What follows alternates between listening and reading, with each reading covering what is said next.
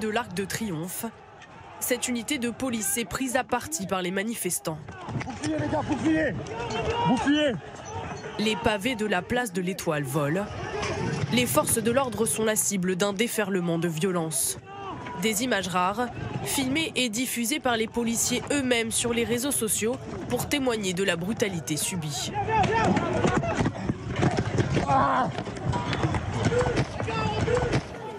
Une manière de répondre aux accusations de violence policière lancées par certains gilets jaunes. Dès le samedi matin, les grandes avenues de la capitale sont le théâtre d'affrontements entre les forces de l'ordre et des manifestants repoussés à grand renfort de canons à eau et de gaz lacrymogène. Vous voyez ce qu'on voit là, les CRS, ils sont censés être là pour nous cerner, pour nous encadrer. Vous trouvez ça normal qu'ils soient en train de nous gazer? Je pense qu'ils ont peur. Ils gazent pour rien, alors qu'on est là, on fait rien et on attend pour essayer de passer, mais ils gazent.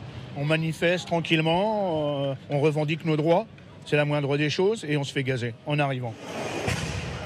D'heure en heure, la situation devient ingérable.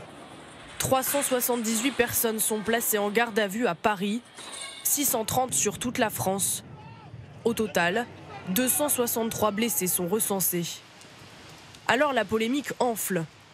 Le gouvernement aurait-il pu éviter de tels débordements et les dégâts causés par les casseurs?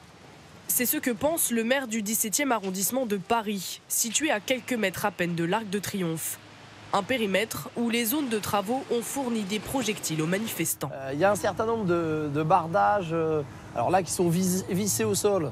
Mais typiquement, nous, ce qu'on demande en tant qu'élus locaux d'arrondissement, on demande à ce que toutes ces emprises chantiers, elles soient enlevées à proximité de la manifestation. D'autant que le maire avait averti les autorités des menaces qui pesaient sur son arrondissement. J'ai écrit au préfet de police pour lui dire qu'il fallait réfléchir différemment.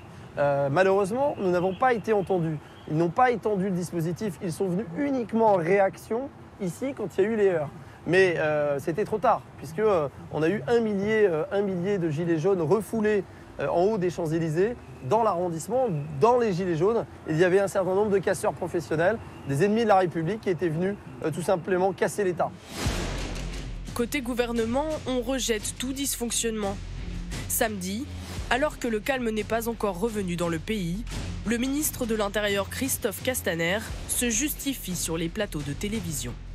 Tous les moyens de la police, de la gendarmerie, de la sécurité civile étaient mobilisés aujourd'hui. Ce sont 65 000 personnes qui étaient mobilisées partout en France avec comme première mission celle de sécuriser les manifestants qui font des manifestations sans les déclarer dans des ronds-points au milieu des autoroutes, et on a encore eu ça aujourd'hui. Et donc nous courons derrière, non pas pour les sanctionner tout de suite, mais pour les protéger.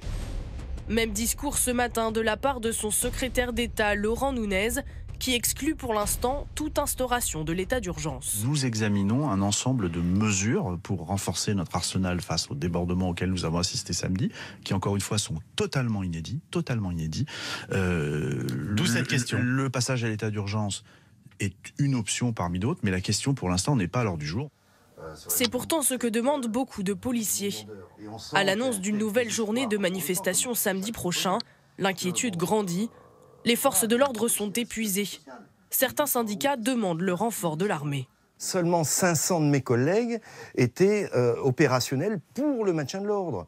Tout le reste était en garde statique pour protéger les bâtiments publics, que ce soit l'Élysée, que ce soit l'hôtel de ville. On demande l'armée pour protéger ces bâtiments institutionnels, au besoin la Concorde et les Champs-Élysées, et que nous, nos forces opérationnelles, ceux qui savent faire de l'ordre public, puissent assurer l'ordre public. On ne peut pas laisser Paris, on ne peut pas laisser toute la France parce que ça ne s'est pas passé qu'à Paris, dans un tel état, c'est pas possible.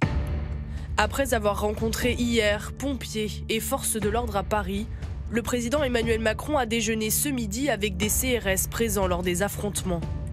Ce soir, le ministre de l'Intérieur Christophe Castaner sera auditionné par la commission des lois de l'Assemblée nationale pour s'expliquer sur la journée de samedi.